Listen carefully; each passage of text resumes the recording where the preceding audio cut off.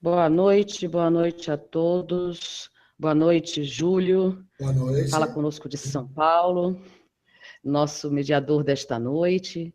Boa noite a todos os companheiros que nos acompanham pelo YouTube.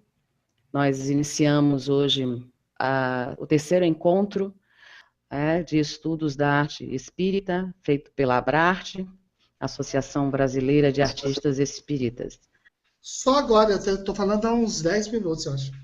Só pegar essa frase aqui, ó, que a arte ela é uma só, mas ela está condicionada ao tempo e ao meio dos seus expositores. Por isso, nós vamos ver o tempo de Kardec, né? E eu falei da Revolução Industrial que aconteceu, as invenções que aconteceram lá, em especial a fotografia e o cinematógrafo, afetam a arte, tá? Do pensamento como estava, valorizando a razão e não mais a religiosidade. Então, os argumentos e teorias passaram desse ponto e precisou no positivismo a exigência de comprovar cientificamente. Então, o cientificismo, né, passou a fazer parte era um movimento, né? Os artistas aproveitando a arte para contestar, desatrelando cada vez mais da religião e ligando aos fatos sociais. E aí eu falei desse quadro aqui, né? Mostrando Kardec viveu aqui, século XIX. Ou seja, antes do século XIX, poucos movimentos artísticos, ou eles eram muito longos, não teve uma grande mudança.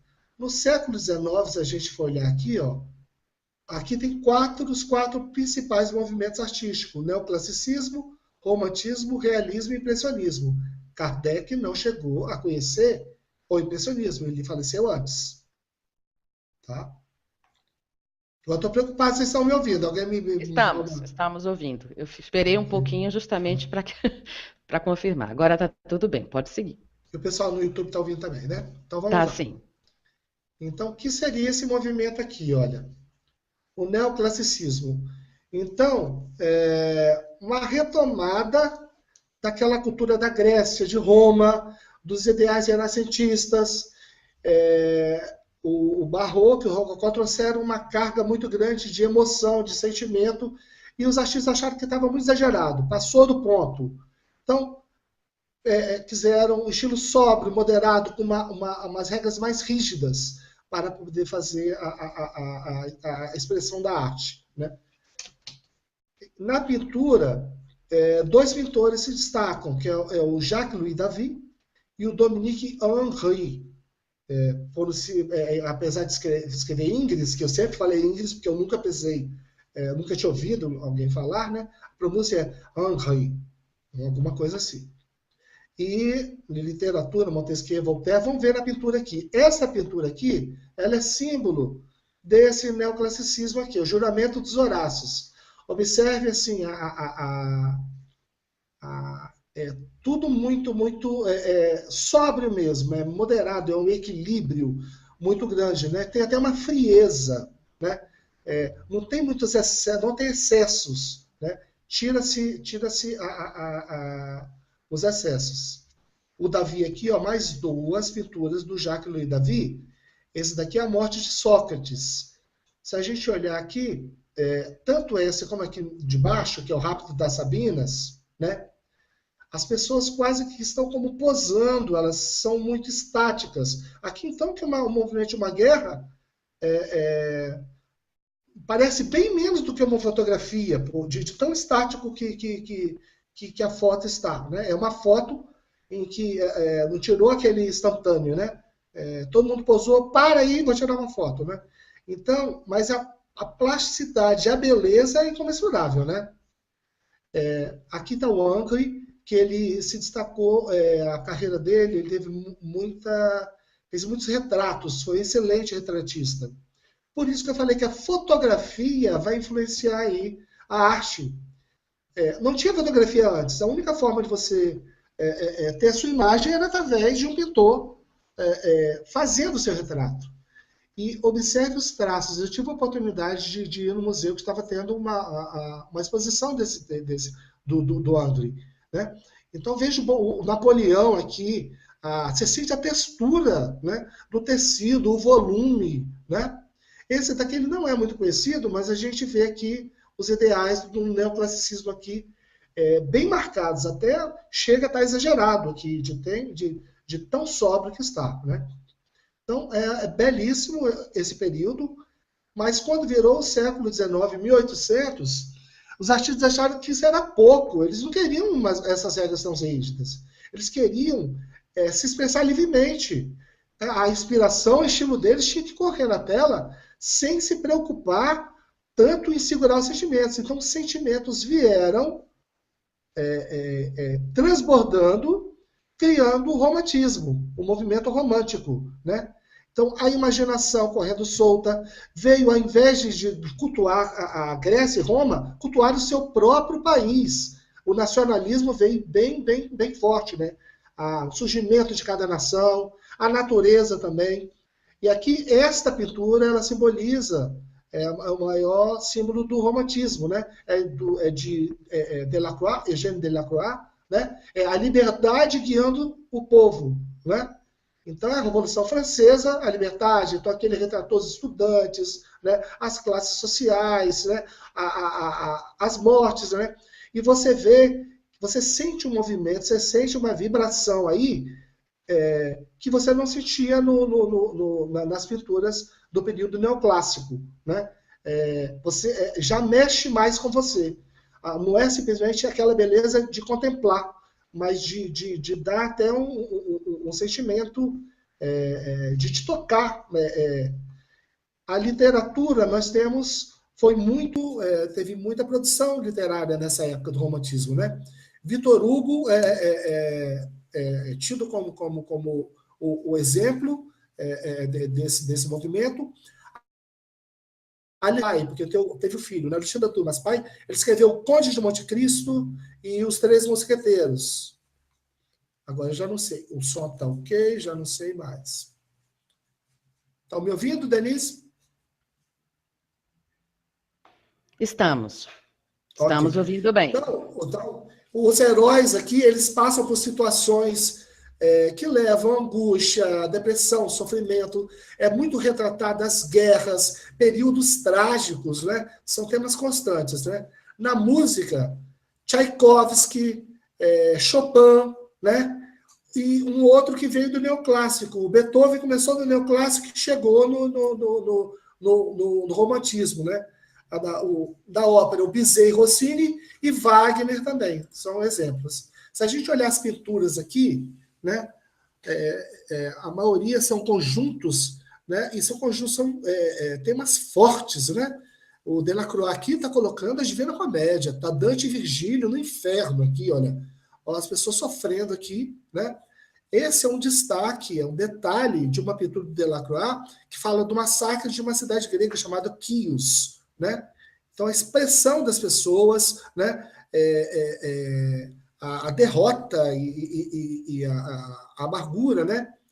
Esse parece até Delacroix, mas não é. É um pintor chamado Guerricot, né? E fala de um naufrágio, de um acidente que aconteceu com uma embarcação chamada Medusa, né? Olha o movimento de todos eles, né? E isso daqui lá na Espanha, Goya, com um traço bem diferente do restante, né? Mas também trazendo temas que chocam, que envolvem, né? Aqui ele pintou ele tem muitas telas da guerra de 1808 na Espanha. Esse daqui é o fuzilamento no 3 de maio de 1808, né? E aí, como a arte ela tem um movimento de assim, enrijece a técnica, segura o sentimento, depois volta o sentimento, depois está muito sentimento, segura um pouco e a técnica vem valorizada. Já veio um movimento contrapondo na segunda metade do século XIX, que foi o realismo, né? E assim, as pessoas já não queriam saber de fatos muito grandiosos ou tragédias, mas o real, o dia a dia, os fatos sociais, aquilo que está mais perto de todo mundo, o cotidiano, a crítica social, foi chamado movimento até de crítica social. Essa tela do Gustavo Courbet é muito interessante, é um autorretrato, né? E é impressionante que parece assim, o homem ele está se descobrindo do jeito que ele é, né? Você olha, é muito chamativa, né? Você fica mesmo imantado, né? Mas é um homem se descobrindo sem nenhuma metáfora, sem nenhum grande exagero. Mas, por isso, ela é símbolo do realismo. Ele foi o maior pintor do realismo.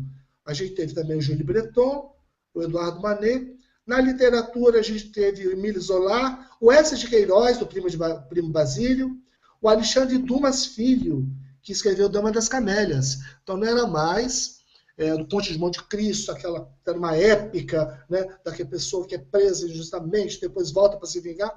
Não, é uma pessoa que se apaixona por uma cortesã, né, que morre de tuberculose. Né? Charles Dickens, contando trechos de vidas comuns, mais miseráveis, né? Tolstói, Dostoiévski. E no teatro, muito importante, Chekhov e Ibsen lançaram o teatro que a gente faz até hoje. O teatro realista é o que a gente tem mais próximo do nosso dia a dia. O que a gente chama de teatrão é o teatro realista. Né? Até hoje é feito. E as telas aqui. Olha como muda completamente. Né? Aqui, ó, a saída terminando o dia de trabalho, pessoas trabalhando no corpo, é o Breton aqui, né? O Courbet, olha, trabalhadores das pedras, um pai cuidando dos filhos. Então é o dia a dia, não tem nada muito grandioso. É a realidade que está do seu lado. Né? E depois vem um movimento que Kardec não viu, porque ele desencarnou em 69. Em 72, Monet pintou essa tela, Impressão ao Nascer do Sol, em que não existem os contornos, as cores são decompostas. Né? Não se mistura na paleta as cores para você ter uma cor nova. São pinceladas pequenas que dão a impressão da luz nos objetos da natureza. Por causa desse quadro, que é a Impressão do Nascer do Sol, o movimento com o nome de impressionismo. Isso mudou totalmente a pintura. Né? Aí os expoentes dessa pintura é Monet, Degas, Renoir, Manet. Tem o Monet e tem o Manet, gente. E a Berthe Morisot. Então, para a gente dar uma olhada aí, como ficou muito diferente, ó, o Degas ele era apaixonado pelo balé, ele pintou várias telas de bailarinas, de ensaio, de apresentação. Né? E tudo meio esfumaçado, meio sem definição do contorno. Né? Esse Berthe aqui, ó, na beira de um lago, esse está bem marcadinho aqui, impressionismo, né? Está bem claro, né? Renoir, também, se vocês olharem, também tudo pincelada. O Monet, que durante anos ficou pintando o Jardim de Givenchy, né? Com essa ponte aí, tem vários quadros dessa ponte. E ele, em um outro momento aqui, que não está tão marcado o impressionismo, mas é impressionismo, até chamado de pós-impressionismo, né? Que é belíssima essa tela, né? O guarda-chuva. Né? Mas é importante a gente saber que, apesar de ter esses movimentos, a gente não pode parar assim, ó, tal ano acabou esse movimento e não se pinta mais, não se faz mais obra dessa forma. Tal artista, ele era deste movimento e ele não passou para outro. Se misturavam, porque a vida continua, né? Machado de Assis começou meio no romântico e se tornou um grande nome realista. Assim como Victor Hugo. As pessoas comentam que Os Miseráveis é tanto um clássico romântico como realista também. Vem traço do realismo aqui. Esta tela aqui, ó, ela é do neoclassicismo, é do Davi, ó, A Morte de Marat. Mas a gente vê tem um sentimento, tem uma intensidade aqui que passa daquela sobriedade que era o objetivo, né? Então, a gente pode dizer que é romântico, pode dizer que é realista, pode até falar que é realista isso, né? Essa tela de Manet, há uma dúvida, isso é uma tela realista ou uma tela impressionista, né? Não se sabe precisar certamente, né? Essa tela aqui é de Goya. Se a gente pensar que é retrato, né? Isso seria do neoclássico. mas a forma como ele pinta já é o período romântico. Aliás, essa tela tem duas versões, tá? Aqui é Maia, acho que fala assim, é Maia que escreve, acho que tem a Maia vestida e a Maia desnuda, né? Botei aqui vestida, né? Mas tem ela também, na mesma posição, igualzinho, sem roupa. Essa tela aqui, ela é realista, ela é romântica? Você fica em dúvida, de pintor brasileiro. Belmiro de Almeida, né? E esse aqui é um pintor ítalo brasileiro, né? Visconti. Isso é impressionismo, mas também parece realismo, né? Então, isso é muito importante, a gente saber que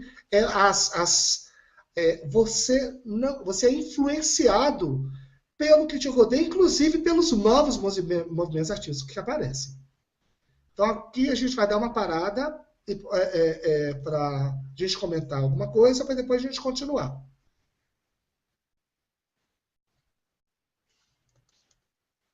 Cadê Denise?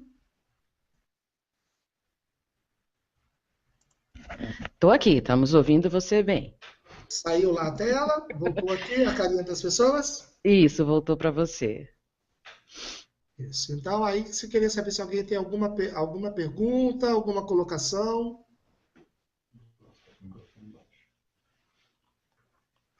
Estão falando que no YouTube está caindo a conexão toda hora lá. Para a gente aqui não. Talvez seja bom fazer uma reiniciação, né? Atualizar a página. Eu estou acompanhando aqui, para mim não teve queda. Mas. Aliás, o meu relógio no computador acho que parou, porque não são 20h43, já passou a 20h59. Então. Pois é, Júlio.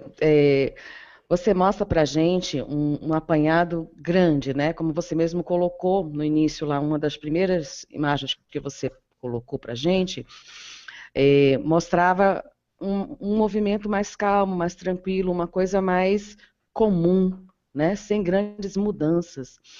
E, de repente, você faz uma sequência, né, de alterações, de vários estilos, de várias propostas, as pessoas tentando ajustar ali ideias, né, vários temas diferentes, essa própria mudança, né, que você coloca não só da temática em si, mas a gente percebe também da busca de um estilo diferente, né? Na forma de pintar, no próprio nas próprio desenho, enfim.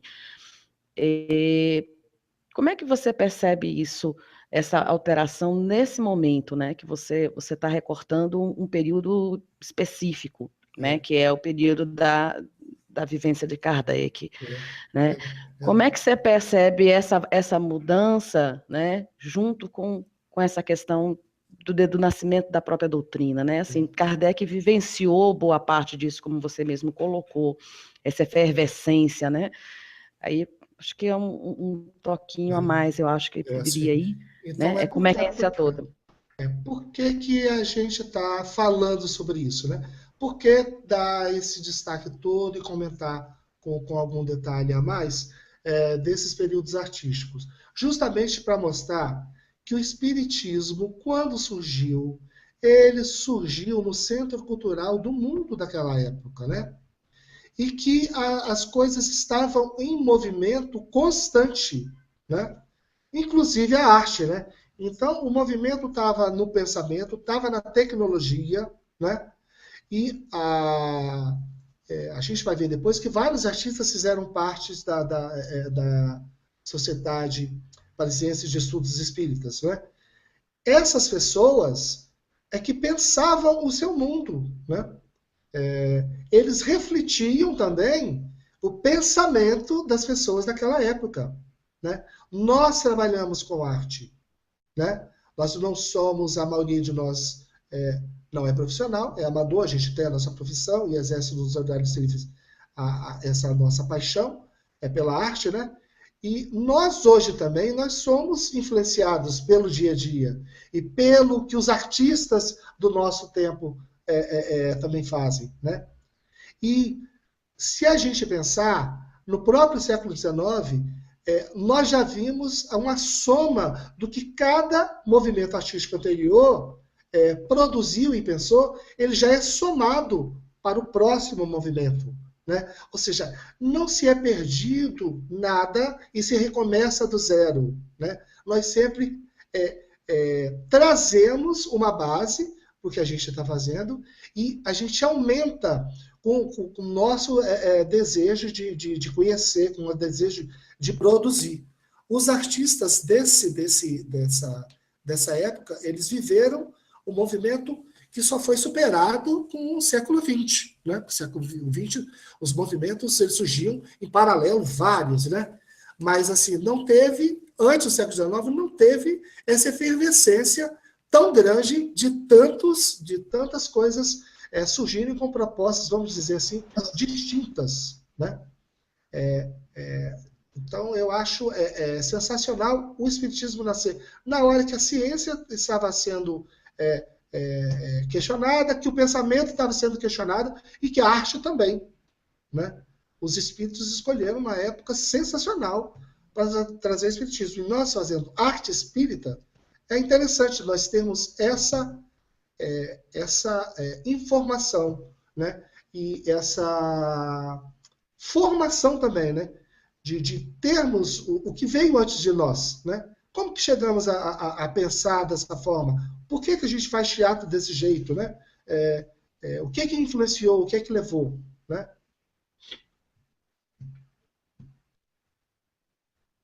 Alguém tem mais alguma pergunta ou comentário?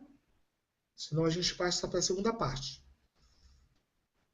A conexão do Glaucio está falhando. Ele tá com uma dificuldade aqui caindo, né? Eu vi a Fátima entrar no grupo, mas eu não estou vendo ela mais. Não, ela não conseguiu entrar ainda, por enquanto está só mandando mensagem para a gente.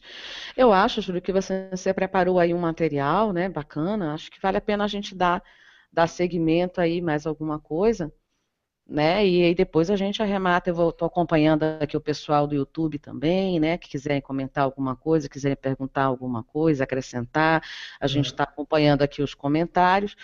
Acho que vale a pena você dar um prosseguimento no teu material, né? E enquanto o pessoal se manifesta aqui. A gente pode comentar, inclusive, sobre isso que a gente já viu. Se quiser, se alguém quiser, né? Então vamos falar agora, vamos continuar aqui.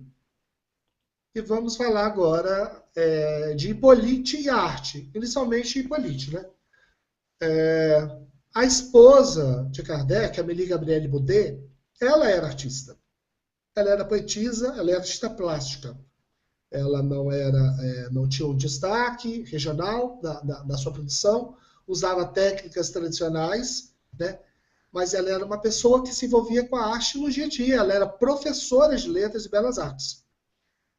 Hippolyte não, ele era intelectual. Ele apreciava as artes. Como intelectual, ele apreciava as artes. Mas ele não era artista. Ele era pedagogo. Trabalhou como contador também, mas a produção dele foi de livros didáticos, né? Pedagogia, matemática, gramática, fisiologia, química, física.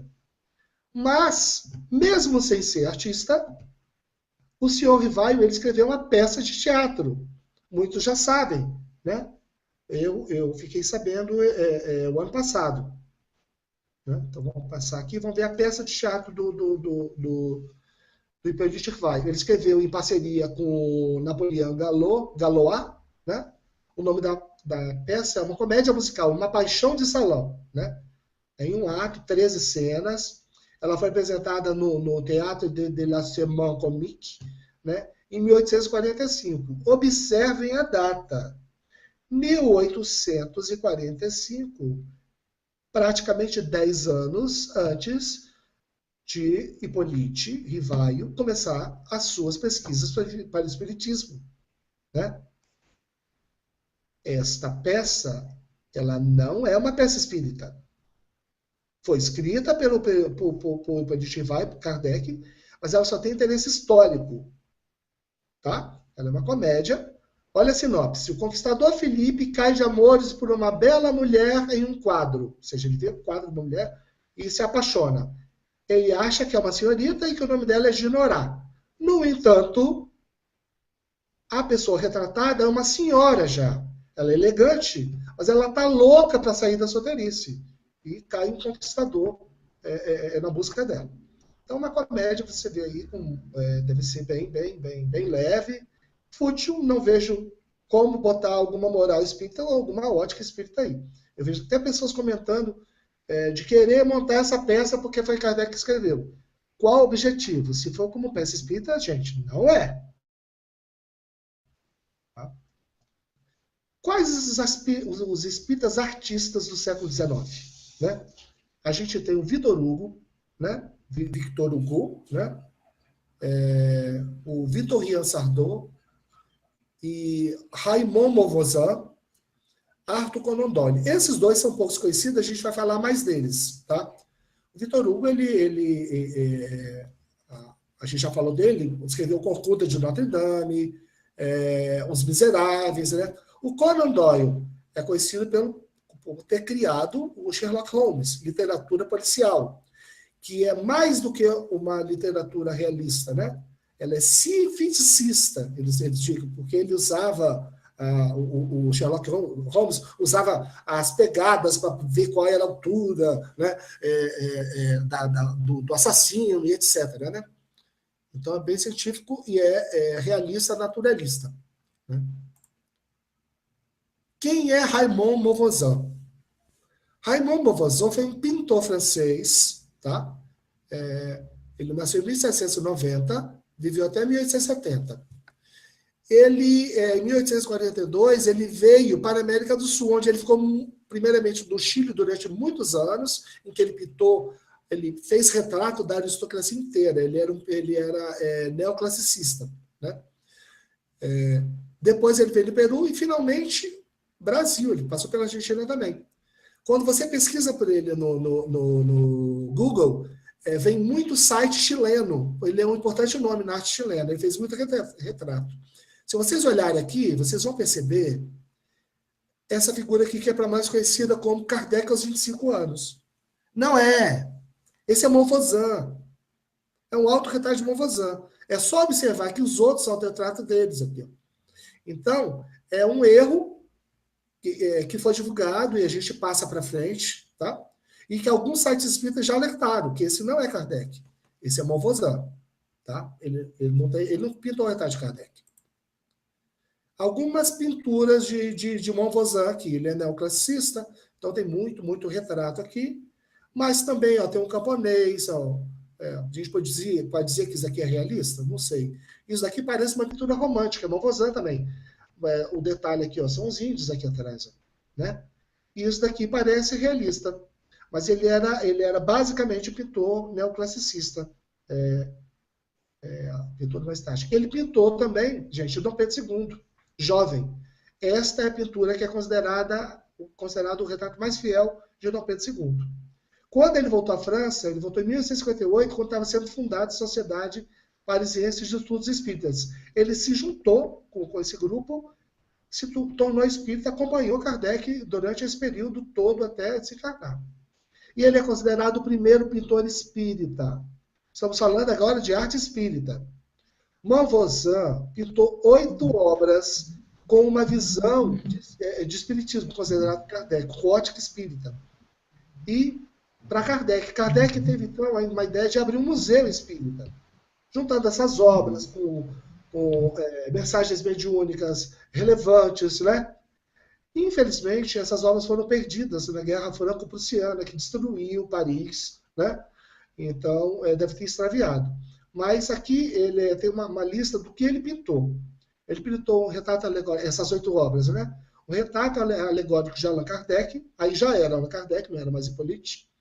Um autorretrato dele, 3 cenas espíritas da vida de Joana d'Arc, que foi uma médium fabulosa. O auto de fé João Rus, tido como encarnação anterior de Kardec, né?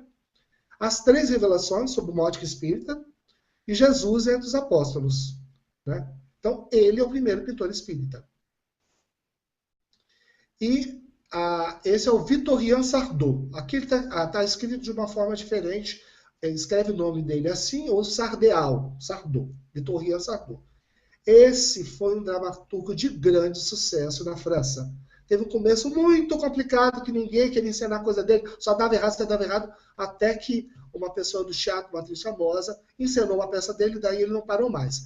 Ele produziu muito, até hoje, as peças dele são encenadas no Teatro Amador do Brasil. Mas ele é um nome que sumiu do teatro, ele não ficou forte hoje em dia, né? Duas das peças dele viraram depois libreto para ópera.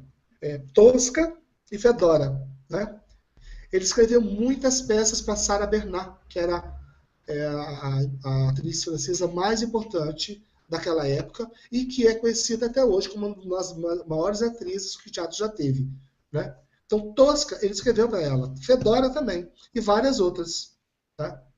O Sardou, ele acompanhou Kardec desde 1855, até antes. Ele foi Kardec, desde que Kardec foi assistir Sessão de Mesa Girante, o Sardou estava com ele. E agora esqueci o X aqui. Ele fez parte da Sociedade Parisiense de Estudos Espíritas e ele era um médium psicopictógrafo. Ele recebia desenhos, e muitos desses desenhos eram habitações de Júpiter, inclusive a mansão de Mozart. Então aqui tem alguns desenhos que ele fez e que foram publicados na Revista Espírita. Essa é uma casa de Júpiter, né? Essa daqui seria a mansão de Mozart. E ele escreveu a primeira peça espírita, chamada Espiritisme, né? Eu estou achando que...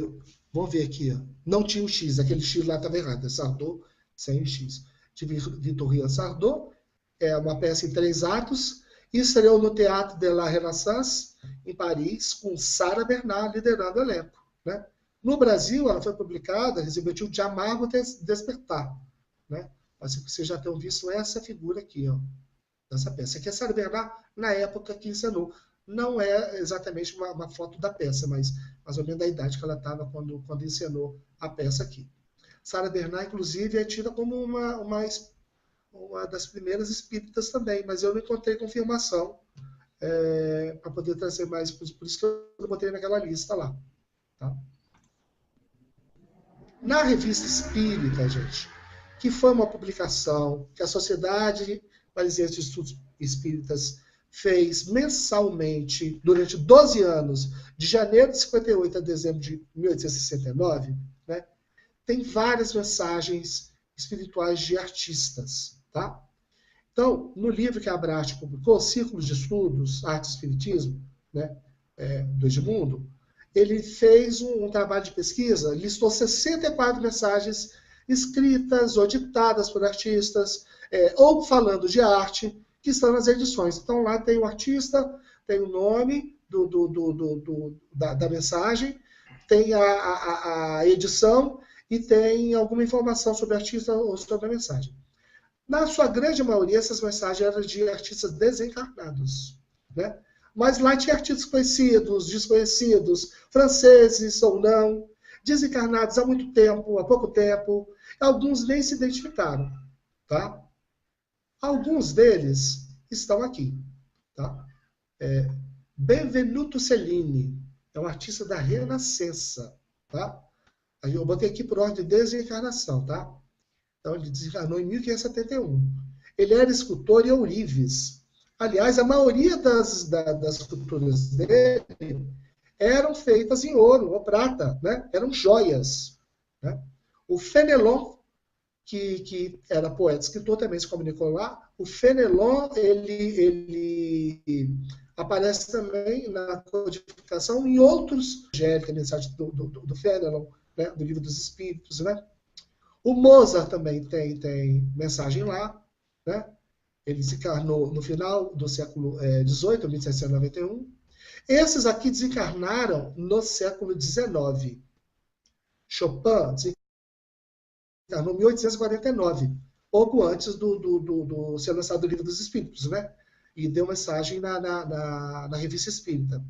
O Alfred de Musset, que era um poeta e dramaturgo, ele desencarnou no ano da publicação do Livro dos Espíritos. Né? Aliás, ele tem uma mensagem que é muito importante que a gente vai analisar em próximos estudos. Rossini desencarnou em 68. Ainda deu tempo dele dar mensagem um ano depois na Revista Espírita. Tá? Eu vou ler aqui alguns trechos de mensagem de espírito para poder ver o que o mundo espiritual fala sobre a arte, né? O que os artistas desencarnados falam, né? Então, aí alguém perguntou para Mozart, por que a Ave Maria do Mozart me comove até as lágrimas? Aí ele falou, teu espírito se desprende e junta-se ao meu e ao de Pergolesi, que me inspirou essa obra. Mas eu esqueci aquele trecho. Aí a pessoa pergunta, como pudeste esquecer a música composta por ti mesmo? A que tenho aqui é tão bela, como lembrar daquilo que era só matéria? Então, vamos falar mais sobre essa ideia. Ele esqueceu uma composição dele, porque a música lá é mais bela, o que seria a música do plano espiritual? O Mozart descreve, no planeta em que habito, Júpiter, há melodia em toda parte. A natureza produz a música. Então, está no murmúrio da água, está no crepitar das folhas, no cantar do vento. As flores sussurram e cantam. Tudo torna os sons melodiosos. Né? Nenhuma música poderá vos dar uma ideia da música que temos aqui. É divina. Não possuímos instrumentos. Os coristas são as plantas e as aves. O pensamento compõe e os ouvintes desfrutam sem audição material, sem auxílio da palavra. Isso a uma distância incomensurável. Nos mundos superiores, isso é ainda mais sublime. Ele não considera que o mundo que ele vive é superior. Ainda tem mundos em que isso acontece de uma forma mais espetacular ainda. A gente realmente não tem como imaginar o que é isso, né? Sobre Mozart ainda, né? Mozart ditou um médium, o Sr. Brion Dorreval, um fragmento de sonata, né? E aí pegaram esse fragmento de sonata, uma pianista sentou e tocou isso para diversos artistas, sem falar quem compôs. E todos disseram que era Mozart, que era o estilo de Mozart, né? Aí, numa sessão lá na Sociedade Espírita de Estudos Parisienses, uma pianista, não sei se foi no mesmo dia isso, né? Ela tocou duas sonatas, uma composta por Mozart encarnado e a outra que ele ditou, né? Através do médium, né? E todos, foi um consenso de que aquele trouxe a composição espiritual era superior à que ele fez encarnado. Aí perguntaram para a moça qual que ele preferia, lógico que eu prefiro a segunda, né? Tudo é mais suave e mais intenso. É mais suave na forma em que se expressa, mas é mais intenso o sentimento do que ele fez no plano espiritual. E perguntaram para ele, a música do mundo que habitais pode ser comparada à nossa? Voltaram a essa pergunta que já tinham feito numa entrevista anterior. Ele falou, terias dificuldade em compreendê-la. Temos sentidos que, por ora, ainda não possuís. Né? Não sei se alguém abriu o áudio para comentar alguma coisa aí. Eu vou passar mais as outras mensagens e depois a gente discute. O que é que vocês acham? Hein, Denise? Pode ser sim, Júlio. A gente tem aqui, por exemplo, o comentário do Cleiton, que fala conosco de Brasília, no Distrito Federal, retomando ali o finalzinho, né, da nossa primeira parte. Ele diz o seguinte, que boa parte de todos os artistas mencionados recebiam pela arte que faziam. Era ofício de muitos, apesar de receber. Será que muitos tinham essa dimensão espiritual do trabalho que acontecia naquela época?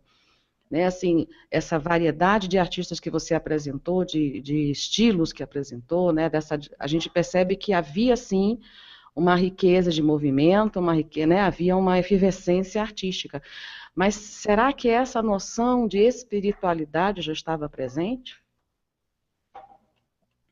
Olha, tem comentário do Celine, né, lá na frente. Deixa eu buscar aqui. Benvenuto Celine. Para o artista, a beleza é a vida, o sentimento que sabe dar à sua obra. com isso imprimirá beleza às coisas mais vulgares. Né? A, eu fiz uma relação aí, Cleiton está falando de artistas que pintavam para sobreviver. Né? Eu acho que, assim, mesmo sendo o artista, mesmo ele fazendo um trabalho, eu acho que ele não vai descuidar, né? Já que para ser artista você tem uma vocação, você tem uma paixão, ele não vai descuidar da parte que o conecta a essa forma de expressão. Ou seja, da busca da beleza, de alguma forma, né? De interpretar o mundo que o cerca de uma forma que lhe seja prazerosa. Obviamente, um trabalho encomendado, né? Ele vai tolher a liberdade de expressão dele mostrar tudo aquilo que ele sente, né? Mas alguns até utilizam essa forma mais, vamos dizer assim, limitada, mais restrita, até para tentar burlar e colocar alguma coisa pessoal, colocar alguma coisa do seu estilo aí. Muitas vezes não dá mesmo, né? E eu acredito que a produção do artista, neste caso, Cleiton, ela não vai se restringir a estes trabalhos encomendados, né? Mesmo que não tenha um sucesso para poder vender ou para poder comercializar e tudo, esse artista que trabalha sob encomenda, ele ainda vai ter um espaço dentro dele de produção, de externar o que ele sente, né, para se expressar, né, para mostrar a sua visão de mundo. Né? Agora, sobre eles entenderem a espiritualidade, né, que isso é inspiração divina, etc., acredito que muitos não têm a mínima ideia disso. Então, eles entendem como inspiração, né, mas não chegam a decodificar. Até hoje, tá? Eu acho que dito até hoje. Vários artistas aí trabalham com influências de outros artistas ou da sua vivência de uma forma geral, mas não identificam isso. O plano espiritual sempre, né, vai nos amparar em qualquer atitude da nossa vida, na arte também. Né? E se a arte é a expressão da beleza divina, né, e essa frase aqui do Benvenuto Cellini, do artista buscar beleza até nas formas que provocariam desconforto e repulsa, né? De buscar uma beleza aí, eu acho que é uma busca interior. Apesar de que a beleza muda de uma pessoa para outra o conceito de beleza. A beleza pode ser simplesmente a verdade, né? Para alguns de nós. Eu acredito que nem todos, então, sobre sua pergunta, acredito que nem todos percebem isso. Tá? O mundo espiritual, com certeza, ficou super movimentado e até hoje deve ser movimentado por isso. Isso. E é interessante, Júlio, só arrematando aí, né, um pouco o que você está colocando. Embora essa questão não tenha ficado tão nítida, né, da espiritualidade, acredito inclusive porque a efervescência era muito grande, como a gente já colocou, né? No entanto, você mesmo relatou, né, de, assim, a sociedade parisiense recebeu muitos artistas, né? E acredito que esses artistas, alguns que você citou aqui, né, possam ter repensado a sua arte, né, reencontrado, acredito, pensando assim, nas próprias reuniões onde você tem a possibilidade de receber uma comunicação de um espírito também artista, né, eu percebo por nós mesmos, né, quando a gente recebe alguma comunicação que fala sobre a arte ou que fala de algum artista, né, qualquer temática que envolva ali a nossa área nos interessa muito. Né? Então, acredito que isso também acontecia, né, com os artistas que estavam próximos a Kardec, próximo à sociedade parisiense, e a esse movimento todo causado, né, a partir do início do Espiritismo. Né? Isso. Eu quero dar exemplo de um artista aqui, deixa eu ver se ela está logo depois aqui, que é o Chopin. Chopin, até outro dia eu fiz, botei até uma pergunta lá no nosso grupinho, né?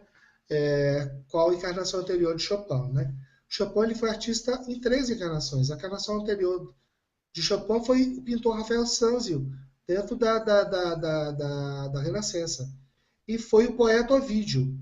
Então, 3 formas de expressão artística, né? Através da palavra, né? Através da pintura das imagens e através da música sem palavra nenhuma. Ele teve 3 maneiras de trabalhar a arte em encarnações distintas, né? E é muito interessante. Então, é o trabalho não só de uma vida, né?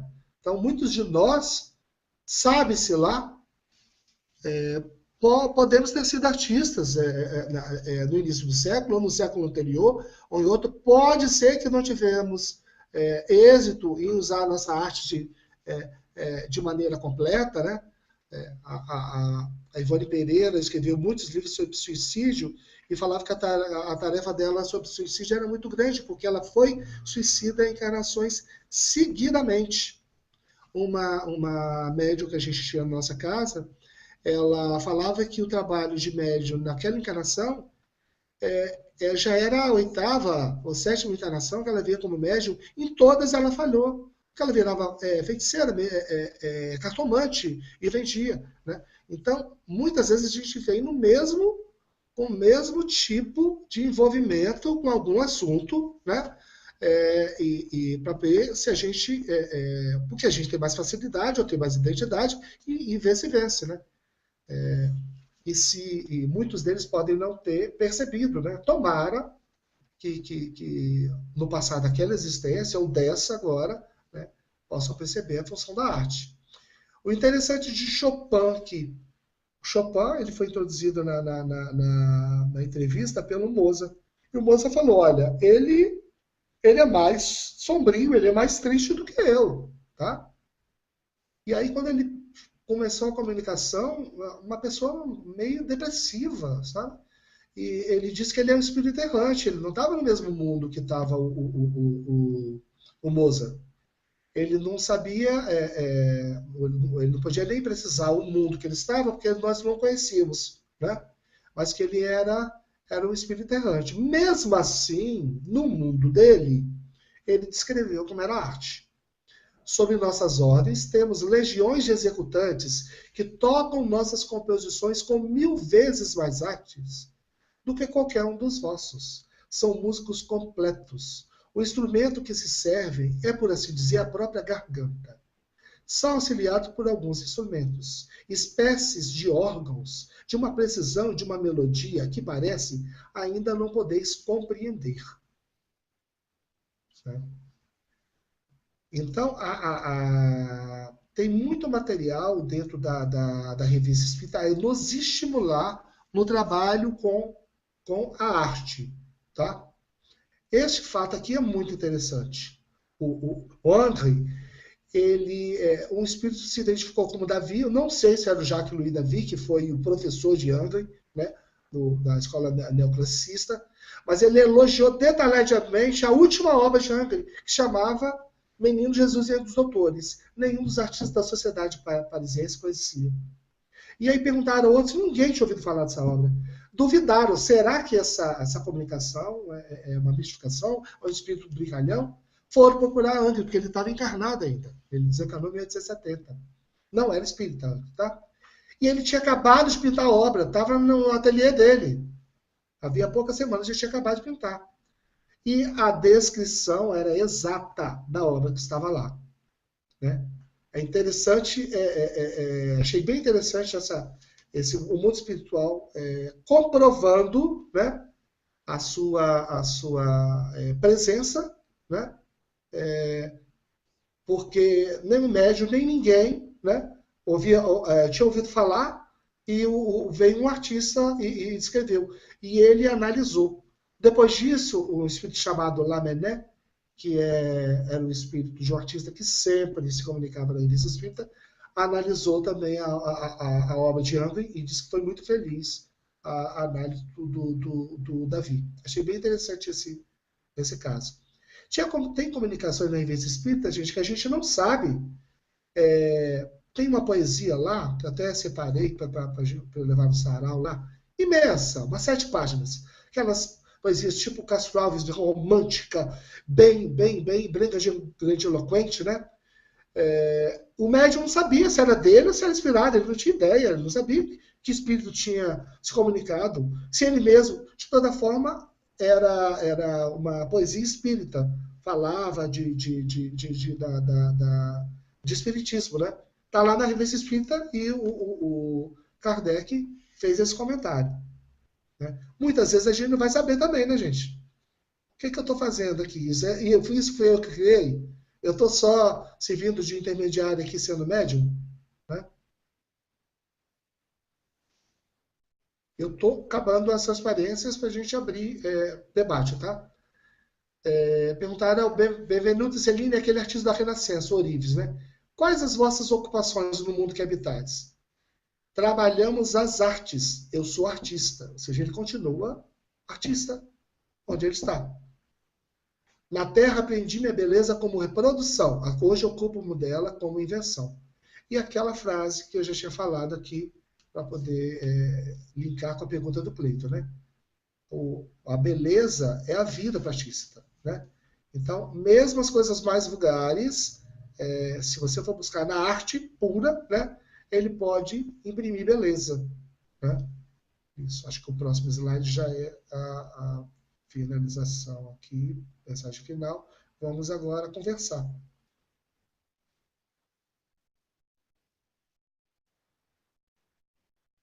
A Denise aqui. Tô aqui. Isso. O nosso amigo Glaucio também está hoje com um pouco de dificuldade, né, de entrar para falar conosco. Vai ficar aí quase um bate-papo, mas tem uma boa notícia, né? Eu tenho aqui do meu lado o Edmundo. Que ele já está aqui há algum tempo, já está nos acompanhando aqui. Daqui a pouco ele entra com uma perguntinha também para a gente comentar. Todos esses recadinhos que vocês mandaram para mim, eu não li nenhum, porque eu estava lá vendo a apresentação lá. Não se preocupe com isso. A gente tem aqui o pessoal de Minas Gerais presente, o pessoal de Brasília também presente nos acompanhando, né? Alguns deixam comentários, outros apenas desejam um bom estudo, estão gostando, estão acompanhando aqui o nosso trabalho pelo YouTube, né? E a ideia é exatamente essa, que a gente possa ir alimentando um pouco essa questão da necessidade da vontade do estudo, né? E eu percebo, Júlio, que você, cada slide que você traz, na verdade, dava para a gente fazer um estudo à parte, né? Assim, se a gente fosse pegar cada um desses movimentos artísticos, sim, cada um desses artistas, né? Cada um desses momentos, todas essas informações dos próprios as mensagens que você traz, né, da Revista Espírita, e o nosso objetivo realmente é mostrar, eu acredito, né, assim, o quanto a gente precisa buscar, né? O trabalho com a arte espírita, ele não se resume só ao fazer artístico, né? Não se resume só ao aspecto doutrinário ou ao aspecto técnico, mas é realmente um reaprender através da arte, como você falou, né? Uma oportunidade de reencarnação através da arte. E nesse sentido, tudo o que diz respeito a essa área nos alimenta não apenas enquanto artistas espíritas, mas enquanto espíritos espíritas artistas, né? Essa necessidade de poder rever o mundo, refazer o nosso percurso, reconstruir a nós mesmos a partir dessa sensibilidade, dessa percepção, desse olhar diferenciado, né? Relembrando aí um pouco os estudos anteriores, que a gente percebe durante todos os períodos da história a presença da espiritualidade, a presença da busca do belo e, portanto, da busca de Deus, né? Esse remodelar de sentimentos, né? Como você mesmo colocou, em muitos momentos, quantas vezes nós tivemos oportunidade de estar envolvidos com a arte e quantas vezes soubemos aproveitar disso, né, para a dignificação do que estávamos fazendo e para a dignificação de nós mesmos. Então, todo esse material que você traz é sem dúvida inspirador para a gente perceber, até porque a gente costuma dizer que a grande maioria, ou uma boa parte, né, dos artistas que nós consideramos dentro da história da arte como gênios, né, como artistas de renome, artistas que têm a fama e reconhecimento, muitos deles têm uma biografia de sofrimento, de tormento, né? São espíritos inquietos, espíritos sofredores, né? A gente lendo as biografias, a gente percebe muito isso, né? O que nos faz pensar como nós estamos diante de tudo isso, né? Como é que nós estamos diante da arte espírita.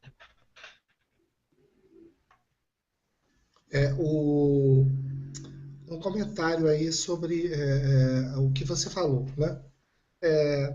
O objetivo de falar mais detalhadamente de tantos movimentos artísticos, de tantos artistas aqui, né? A mim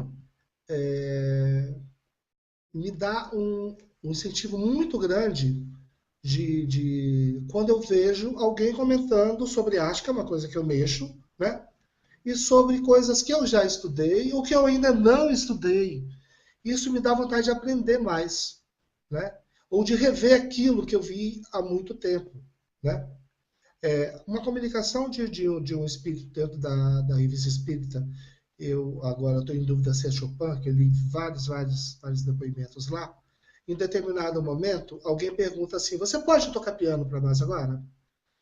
Ele fala: sim, mas a médium, ela que está aqui, ela não tem conhecimento musical, e eu preferia que tocar através daquele outro lá, que já conhece o tipo de música, que já tem uma destreza maior. Eu poderia operar somente mecanicamente em cima de qualquer média. Aliás, qualquer um de nós, espíritos, pode fazer isso. Mas isso, o esforço que a gente teria que fazer para poder traduzir a música daqui, perderia muito, né? Então, para nós, é melhor que o médium esteja preparado. A gente pode trazer isso para o artista também, gente. Tá? Quanto mais nós estivermos preparados dentro da arte que a gente desempenha, tá? Com um cabedal de técnica, de experiência, né? Além da nossa boa vontade, que sempre vai contar, né? Porque é o que mais conta, na verdade, fica mais fácil para o plano espiritual, através da gente, né, se manifestar e dirigir a nossa produção. Né? Como eu tinha comentado, a gente não sabe quando a gente está criando sozinho ou está sendo simplesmente um porta-voz. Né? Então, o Chico Xavier, quando foi psicografar Missionários da Luz, tinha muitos termos científicos, muitos termos médicos. E aí o André Luiz mandou ele ler livro de medicina, mas eu não estudei isso. Não precisa aprender. Leia, para ficar pelo menos com os termos dentro da sua cabeça, vai ficar mais fácil para você psicografar. Né? Que eu já vou ter onde buscar. Então a gente tem que ter um vocabulário, não só pensando na arte espírita, até na arte mesmo, né? Às vezes a gente tem uma ideia, não tem como realizar, ou não sabe onde buscar porque já foi feito, né? Então a gente tem que ver a parte espírita, sim, para a gente não se distanciar, mas a gente tem que ver a parte também da arte, da técnica, né? E com tanta coisa que vai somando, que você vai aprendendo, só vai acumulando, né? Isso só é um ganho para todos nós.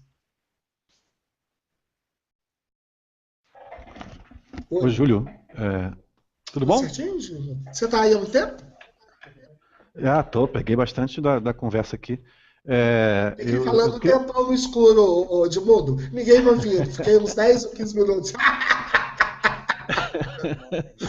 Eles mandavam mensagem para mim que eu não lia, uma coisa. Tá, fala aí. Eu queria participar, não sei se eu vou acabar desviando do assunto, mas fazer algumas provocações, né? De que eu fico imaginando que Kardec conviveu com artistas, né? Essa realidade que você demonstrou, que você falou, e ele conviveu com artistas na Sociedade Parisiense de Estudos Espíritas. E eu fico imaginando ele passeando com a Amélie Boudet, indo ao teatro, indo assistir, né, as exposições desses artistas que você citou, e tem que fazer uma provocação de que a nossa, pelo menos do que a gente tem registro, nosso primeiro ator espírita era uma atriz, né, que era a Sarah Bernard. E a gente fala sempre hoje nas discussões sobre qualidade técnica, Sarah Bernard era uma atriz profissional. E a Sarah Bernard, também eu não me recordo qual é a fonte, mas há dúvida se é na introdução do livro A Dramaturgia Espírita, de Nazareno Torinho, e eu também li uma biografia dela, escrita por ela mesma, ou na peça de teatro do Victor Sardon, tem na introdução também falando que ela era médium e que ela era espírita, como você citou. Depois da desencarnação de Kardec em 69, você também falou ali da guerra que a França entra com a Prússia e eles invadem, destroem Paris, né? Destrói tudo lá em Paris. E a Sarah fica, enquanto toda a burguesia e alta classe parisiense foge, Sarah Bernard fica em Paris e utiliza o teatro que ela tinha, monta um hospital e ali ela atende os feridos da guerra, os soldados e alguns feridos prussianos, inclusive. E usa da empatia que ela tinha, da fama que ela tinha, da influência que ela tinha para conseguir, pelo menos, oferecer uma refeição por dia aos feridos. Isso está num livro chamado Sarah Bernard, escrito por ela mesma, em que ela começa dizendo: olha, é a minha visão de mim mesma, então desconfiem da minha visão. Então ela não entra nas questões polêmicas da vida dela, mas ela relata com os detalhes isso. Algumas pessoas que ela conviveu, alguns feridos que ela viu morrer dentro do hospital, até que isso se torne sustentável e ela, como mulher, é obrigada a fugir da cidade também, já com a Prússia invadindo a cidade nessa. É uma história assim, da nossa primeira atriz espírita, não sei se é que foi a primeira, já que a primeira peça foi Victor Sardon, mas que a gente manteve esse registro, né? Então, nós temos como nosso exemplo do artista espírita uma heroína, uma pessoa dedicada ao próximo. Não era só essa provocação que eu queria fazer. Ai, ótimo. Então, o Edmundo aí trouxe a informação aí que eu não consegui achar, né? Já tinha ouvido falar que a Sarah Bernard espírita, não consegui uma confirmação. Ele está falando aí de onde tem essa confirmação, né? No livro da peça, né? Ou no outro aí que ele citou. Sobre Monvoisin, gente, até aproveitar que o Edmundo apareceu aqui, sobre o Monvoisin, né? O Edmundo tem um site, como é que é o nome? Observatório Espírita? Que ele tem alguns vídeos. Um deles é exclusivamente sobre aquele pintor, o Raymond Monvoisin, né? Ele tem um vídeo de uns 7 minutos, né? Falando desse pintor, que foi o primeiro pintor espírita. É o Observatório do Artista Espírita. O Observatório do Artista Espírita. Depois você passa o link aí lá para o pessoal do YouTube. O Cleiton está fazendo uma pergunta aqui, só por curiosidade, dos artistas que você mencionou na época de Kardec, nas pesquisas que fez, você sabe quais tiveram contato com Kardec? Esses que eu citei aí, os 4 que eu citei, né? O Arthur Conan Doyle, ele era escocês, né? Eu não sei se ele teve contato com Kardec. Todos os outros faziam parte da Sociedade Parisiense de Estudos Espíritas, tá? E a gente pode citar também, o Cleiton, 2 pessoas importantes, 2 artistas importantes que tiveram trabalhos reconhecidos na Revista Espírita, como trabalhos com ótica espírita, com conteúdo espírita, né? Que é a George Sand, né? George Sand, ela adotou um nome masculino, mas é uma mulher, né? E ela escreveu várias peças, várias peças. E no início do Espiritismo, ela foi presenteada com o Livro dos Espíritos pelo próprio Kardec, e ela falou, olha, minhas ideias e meu posicionamento perante a sociedade causa muito desconforto, eu provoco muito escândalo, né? E eu não quero que o seu grupo de estudos, a doutrina que você está iniciando, se prejudique por conta disso, tá? Mas saiba que eu concordo com isso aqui, acho isso daqui realmente uma abertura de mundo que para mim faz todo sentido. Então ela acompanhou de longe, ela não era espírita declarada, mas o Kardec ele escreve um artigo sobre ela, em uma revista espírita, falando de 3 peças específicas, né? Que tinham conteúdo espírita. Uma delas eu não consegui achar em nenhum lugar, que ele põe o drag, de artigo, né? Drag. Não achei essa peça, de jeito nenhum. Não sei qual é o título em português. Aí eu fui ver o original lá, tentei baixar a revista espírita em francês para ver como estava escrito. Né? É Le Drag, também, Le Drag. Então, não sei que peça é essa. Mas essa, então, ele cobriu de elogios, achou perfeita. 2 delas foram escritas, né, até antes da publicação do Livro dos Espíritos. Então não poderia nem ser considerado peça espírita. Como ela vai botar um conteúdo espírita numa peça, sendo que não tinha nem espiritismo ainda? Swedenborg, né? Andrew Jackson Davis, os precursores do espiritismo já trouxeram as ideias, né, de vida após a morte, né, e de comunicação, de reencarnação. Então, a George Sand colocou isso em 2 peças dela. Uma foi depois do surgimento do espiritismo. Então é interessante o Kardec registrar isso, né?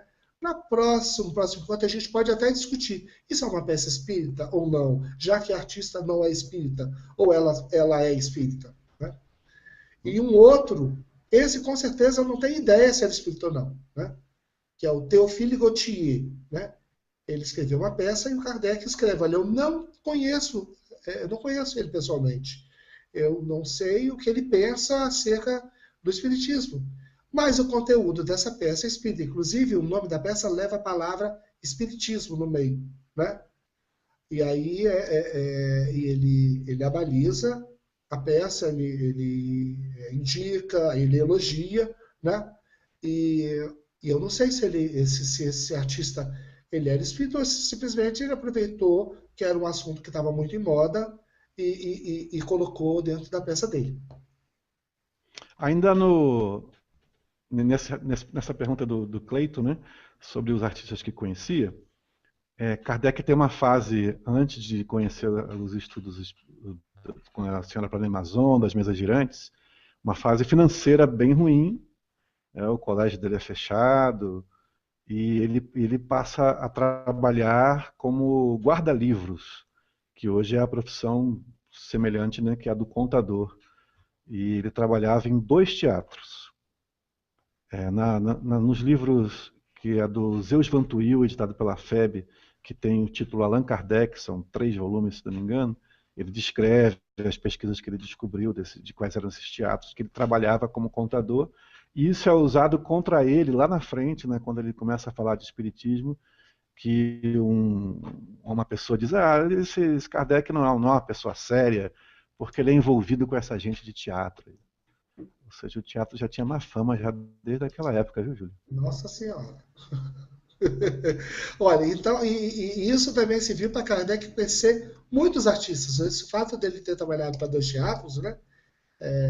Ele, um intelectual, já tinha conhecimento com artistas por conta disso, né? E isso aproximou também de ter contatos com artistas. Né? E essa má fama de artista realmente era secular, né? No início chegou no Brasil até décadas depois, até depois da metade do século XX ainda tinha um preconceito, né? Os artistas antigos, né? Graças a Deus não tem preconceito com a gente como artista, né? Mas sofremos uma espécie que obviamente já melhorou, né? vamos botar preconceito também, de cuidado especial de vários centros, várias casas, né? Quanto à arte, né? A característica do artista de ser mais livre, não se expressar e etc., né? Dá um certo receio, né, para os dirigentes dos centros, né? Acho que a gente já caminha para as conclusões, viu, Júlia? A palavra Sim. é sua aí, do que você achar que deve. Eu já Então, olhei aqui no YouTube mais de uma pergunta. tem mais alguma pergunta? Então, vou finalizar aqui. Deixa eu pegar se está no ponto aqui. Está, deixa agora voltar.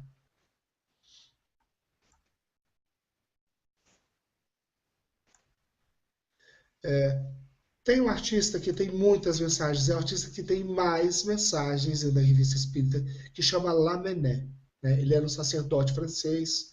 Ele desencarnou ali, em 1854, ou seja, contemporâneo de Kardec, né? 3 anos antes do lançamento do Livro dos Espíritos. Ele é filósofo, ele é escritor político, ele causou muito desconforto com a igreja, ele tinha briga com o Papa, inclusive pelas ideias dele. E ele é o que tem mais mensagens dentro da Revista Espírita. Ele exprime pensamentos sobre mensagens de artistas, ele se posiciona e filosoficamente. Ele, inclusive, tem uma edição lá que ele tem até um bate-rebate, né? Ele fala, o outro fala, né?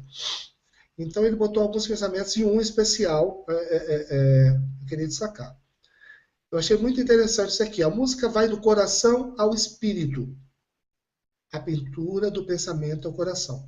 Ele fala que a música, entre as manifestações artísticas, é a que se comunica diretamente ao seu sentimento, sem passar pela sua razão. A gente recebe a música de uma forma que ultrapassa o nosso cérebro, né? É o sentimento, toca direto lá. Né? Enquanto que as demais artes, as artes em geral, elas sempre passam pelo nosso racional. Então, se a gente pegar a literatura, né, seja em prosa, seja poética, se a gente pegar a pintura, a gente tem aquele impacto visual, a gente passa pelo nosso racional, né, para ir no coração. Talvez algumas pinturas que não tenham a coisa mais figurativas até pulem essa etapa. Mas eu achei muito interessante esse pensamento, né, essa reflexão dele. E eu concordo, porque eu acho que a música das artes é a que mais rápido ela constrói ou destrói um clima. Né? Tá aquela maior confusão, você põe uma música tranquila e já vai serenando, daqui a pouco já está todo mundo harmonizado. E o contrário também, tá aquele desânimo, aquela coisa assim que tédio, as pessoas dispersadas, coloca uma música e dependendo, as pessoas já vão juntando, vai se integrando. Então esse apelo ao coração aí, achei ele bem feliz nessa reflexão. E a outra é essa, ó. Muitas vezes o autor, longe de ser o autor moral de suas obras, não é senão o autor material. E mesmo sendo imbuído de prejuízos e ideias preconcebidas. Ou seja, nós somos um material difícil da espiritualidade trabalhar. Tá? Nós temos muitos defeitos, nós temos problemas sérios, até morais, né? Para expressar ideias espirituais. Mas nós somos o que o plano espiritual tem a dispor. Né? Então, mas quando a gente se imbui nisso, quando eles sentem-se a voz sagrada, né? Mesmo quando atribuem a si mesmo, né? Nós somos porta-vozes dessa beleza divina. Então, muitas vezes, esses artistas sentem-se a voz sagrada, mas atribuem a si mesmos, recebem a graça na arte como outros a recebem na fé. E algumas vezes ela toca os que pretendem negá-la, através da sua própria arte, né? Ele é tocado, né, por aqueles que querem usar ele como instrumento para tocar os outros. Eu achei essa reflexão dele de uma felicidade sensacional, né? Porque a arte espírita, gente, ela tem que tocar a gente também. Não só... aliás, tem que tocar a gente primeiro, né? Se a gente não se sentir tocado e mexido com o que a gente está fazendo, né? Dificilmente essa mensagem vai passar para frente. Mas mesmo assim, mesmo se a gente for o pior dos receptores, né? Pode ser que ainda passe, né? O autor moral, né? Que é o plano espiritual, vai se usar de nós, autores materiais, com todos os defeitos, para conseguir passar a mensagem, né? Então, só lembrando, a arte será sempre uma só, na sua riqueza de motivos, dentro da espiritualidade infinita, porque ela será sempre a manifestação da beleza eterna, condicionada ao tempo e ao meio de seus expositores, né? Que possamos, né, aproveitar o máximo do nosso tempo aqui agora, né, do que ele nos oferece de material, de reflexão, de crescimento, dos instrumentos que ele nos dá, né, de técnica, artístico, para expressar essa beleza. Nós não temos, como o Moza falou, o sentido completo para perceber a arte, né? Mas dentro das nossas limitações, né, a arte vai se manifestar.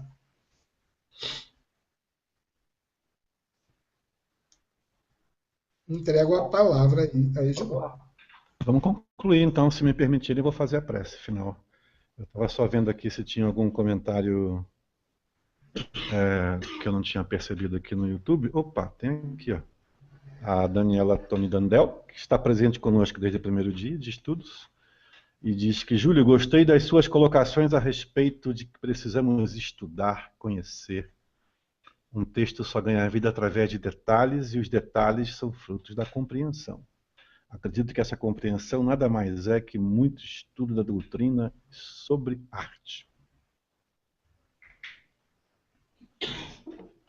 Beleza? Júlio, obrigado, viu? Ficou bem bacana seu estudo aí, pelo que você ofereceu para a gente. Acho que a gente conseguiu construir aí um material bacana para quem vem depois. A gente está tendo os vídeos que ficam disponíveis, né, de cada dia de estudo. Eles dobram de acesso, né? A gente tem muita gente assistindo depois. E vamos concluir, então, aqui, chegando no nosso horário. Então, então você coloca depois no comentário que o áudio falhou em tantos minutos para quem for assistir depois. Vamos dar uma editada. Né? Vou dar uma editada, porque aí fica disponível já editado. Beleza? Okay. Vamos concluir, então, agradecendo a Deus, né, irradiando a nossa energia, reunindo nossos pensamentos com a equipe espiritual. A gente está nesse empreendimento de realizar essa atividade com poucos recursos, com simplicidade, ainda permitindo um nível de participação reduzido, mas com muita vontade de que dê certo. Que nosso sentimento de gratidão por essa oportunidade da gente estar junto possa habitar a gente, né? Irradiar da gente, chegar até a espiritualidade, de reunir com ela, e que essa energia sirva para, no mínimo, fortalecer a alma da gente, mas possa também contribuir para chegar em alguém que esteja desanimado, em dúvida, em conflito sobre o seu fazer artístico em geral, não só espírita, e fazer bem a alguém. Se Deus pudesse estar na nossa frente, diríamos agora obrigada pela essa oportunidade que a gente tem de se exercitar em ser melhor. Nos vemos na próxima. Um beijo a todos no coração.